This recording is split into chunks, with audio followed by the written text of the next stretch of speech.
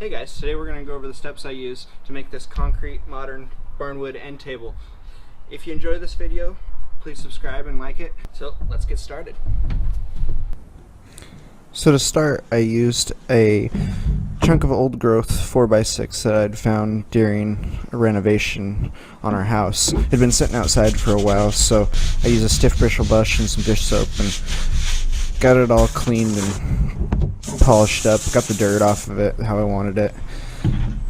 Then I picked up a piece of 16-inch wide by 10-foot long melamine from the hardware store, which worked out perfect because I wanted my mold bases to be 16 by 14 inches, and that way I only had to cut one side. It was already the correct dimension in the other direction. So that made quick work of those, getting those all cut out.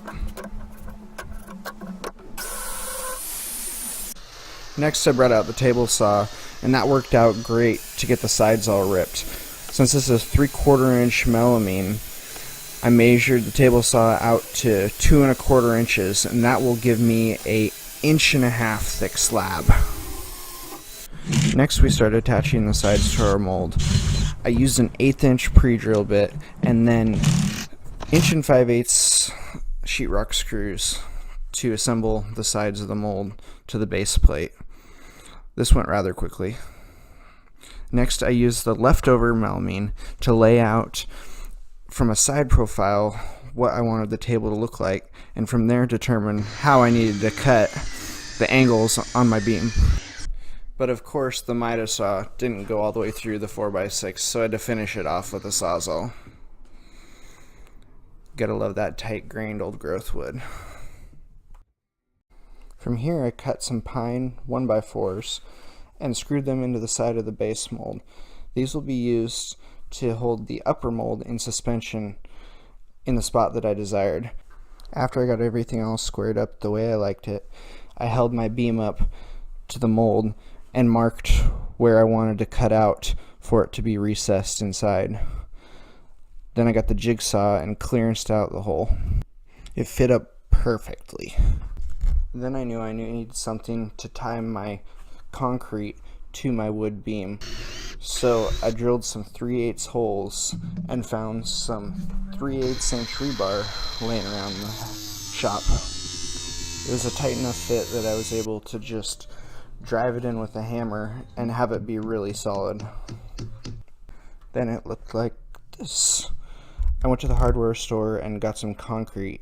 I ended up getting their countertop mix, which you can use your standard Quikrete, but they didn't have any at the store that day. I cleaned out the mold and prepped the surfaces with some paste wax to release the concrete and went to work mixing.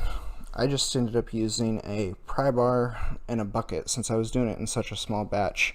This countertop mix is a little different than your standard Quikrete. You mix it and it's a little more fluid. I'm not sure how much I like it. I've done other projects with just your standard Quikrete mix, and I would say I prefer it over the countertop mix, but it seemed to work. One thing you'll notice is I was tapping the sides of the molds with that orange hammer. What that does is it helps eliminate air bubbles and vibrates the concrete lightly. You don't want to do it too much, but it's important to do it a little bit at the beginning of your pour. Then I let it cure for about 4 days before I started disassembling. I really enjoy this process. It's kind of like opening a Christmas present. When you pull the mold pieces off, you want to be careful though. These ones came off really easy, but if you ever have to pry, you want to pry against your other mold pieces, not against the concrete. And there it goes. Next we got it all flipped over and inspected the top surfaces. I realized that I hadn't quite cut my beam square when I laid it in the bottom of the mold, and as you can see there's a little bit of a lip there, so I decided to fill it with a little bit of epoxy to kind of level that out. After that I got some quickset patch to fill in some of the holes on the very top. I want it to kind of be an industrial look, but I also want to fill in the pores that are just on the surface. Once that was done, I went to work grinding with an industrial diamond wheel to polish the top surfaces and grind off any sharp edges that were left behind. After that, all that was left is to seal it. I used the Z countertop sealant and applied it with a paper towel. I would recommend using a closed cell foam roller, but I just didn't have one on me. And here's the final product. Thanks for watching this video. If you liked, please like it and subscribe. I'd really appreciate that.